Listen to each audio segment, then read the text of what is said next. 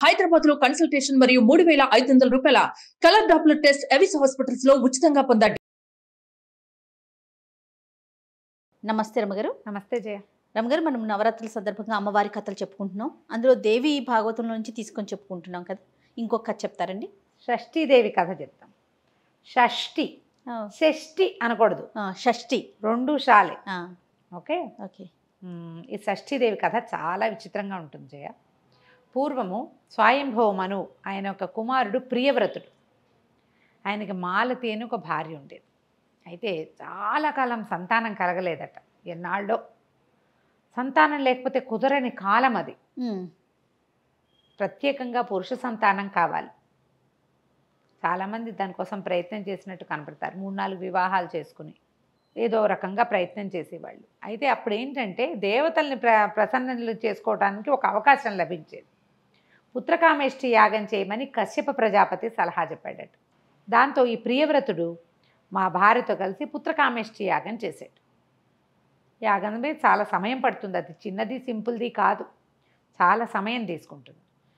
దాని ముందు ప్రిపరేషన్ కూడా చాలా ఉంటుంది.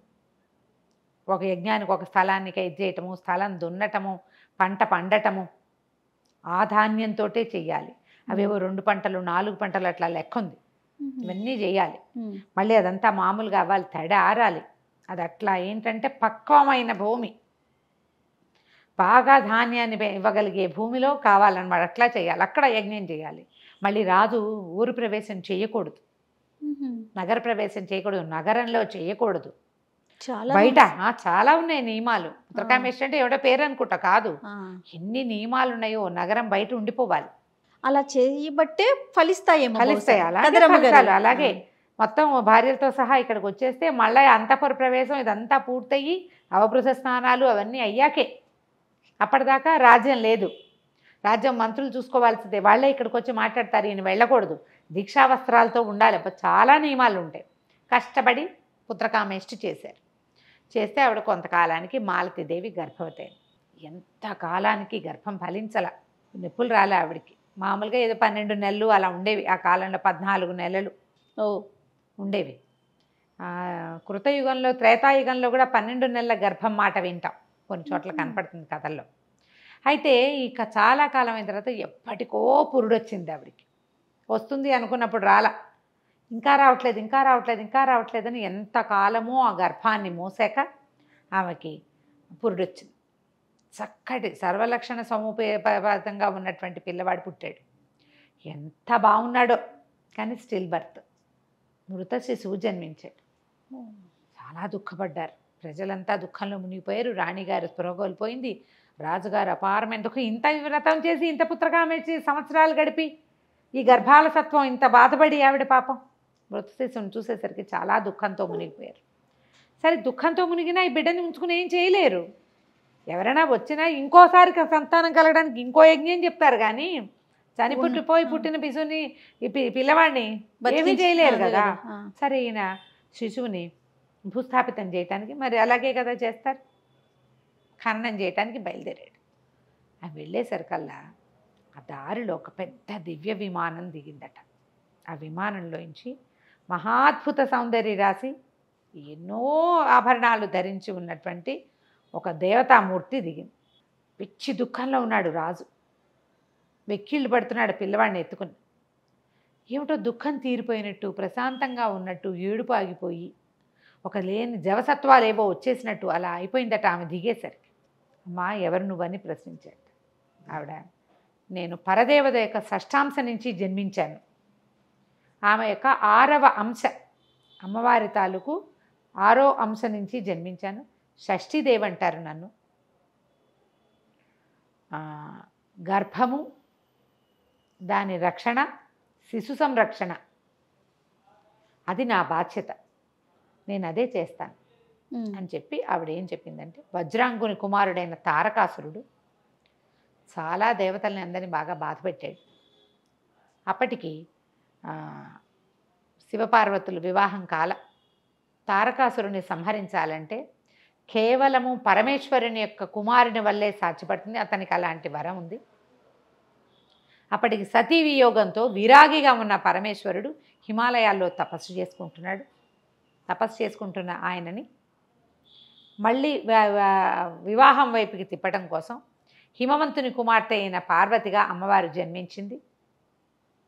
ఆమె ఆయన్ని వివాహం చేసుకుంది. కాలక్రమంలో మన్మథ దహనం జరిగిన తర్వాత పార్వతీదేవి ఎంతకాలం అపర్ణగా తపస్సు చేసిన తర్వాత శివుని వివాహం జరిగాక కొన్ని వందల దివ్య సంవత్సరాలు భార్యాభర్తలిద్దరూ క్రీడించిన తర్వాత పార్వతీదేవి ద్వారా కాకుండా కానీ ఆమె వల్ల ఆమె కోసమని శివుని వీర్యస్ఖలనమైంది. ఆ వీర్యం నుంచి జన్మించాడు కుమారస్వామి. ఎట్లా జన్మించాడు? మొదట భూమి మీద పడి తర్వాత అగ్నిదేవుడు దాన్ని సంరక్షించి ఆ అగ్నిదేవుడు తనలో ఉన్నటువంటి శివతేజాన్ని గంగలో విడిచి గంగ ముయ్యలేక శరవణంలో దాన్ని వదిలిపెట్టేస్తే అక్కడ కుమారుడిగా జన్మించాడు.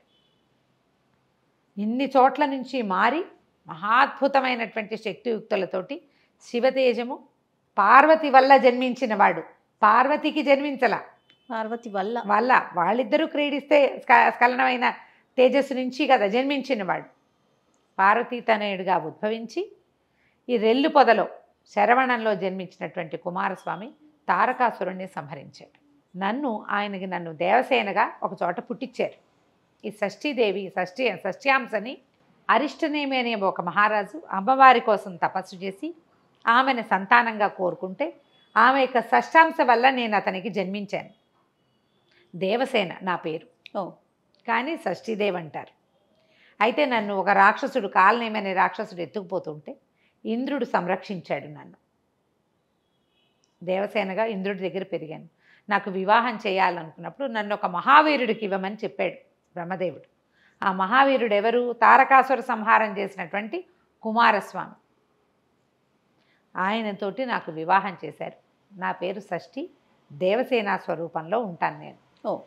ఈ దేవసేన స్వరూపం ఎవరి దగ్గర ఉంటుంది? కుమారస్వామి పక్కన ఉంటుంది, ఆయనకి భార్యగా. అయితే కుమారస్వామి బ్రహ్మచారిగా చెప్తారు.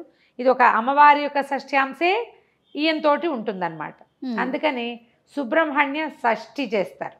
ఓకే, సంతానం కోసం. అవునండి. ఈ షష్ఠీదేవి నేను సంతానాన్ని రక్షించే బాధ్యత నాది. అందుకని ఈ పిల్లవాడు మరణించాడని అతను దుఃఖపడుతున్న ప్రియవ్రతుడిని ఆ పిల్లాడిని తన చేతిలో తీసుకుని పిల్లాడిని బతికించిందట ఆమె. షష్ఠి బతికించి ఆయన చేతిలో పెట్టింది.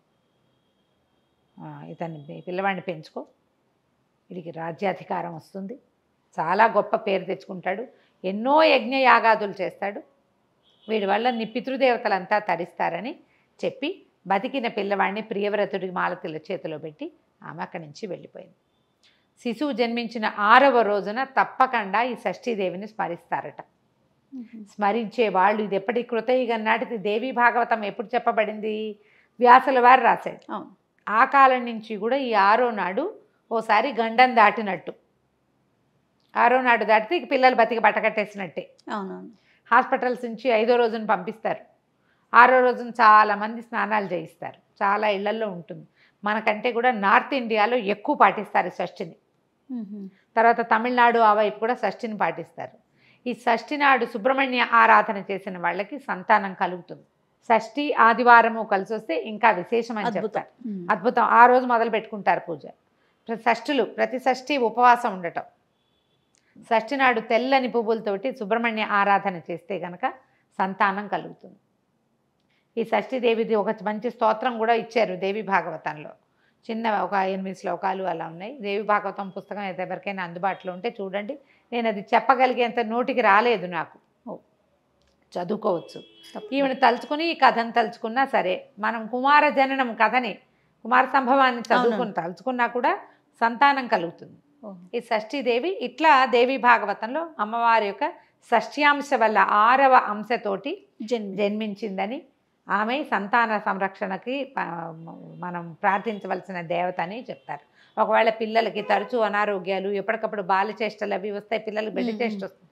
అలాంటప్పుడు షష్ఠి నాడు సుబ్రహ్మణ్య ఆరాధన చేస్తే గనక, భార్యాభర్తలను కూడా అందరినీ సేవిస్తాం కదా, సుబ్రహ్మణ్యుడు వల్లి దేవసేన సమేతంగా ఉన్న సుబ్రహ్మణ్యేశ్వర స్వామిని ఆరాధన చేస్తే పిల్లల గండాలు దాటుతారని చెప్తారు. నమస్తే రమగారు. నమస్తే శివ.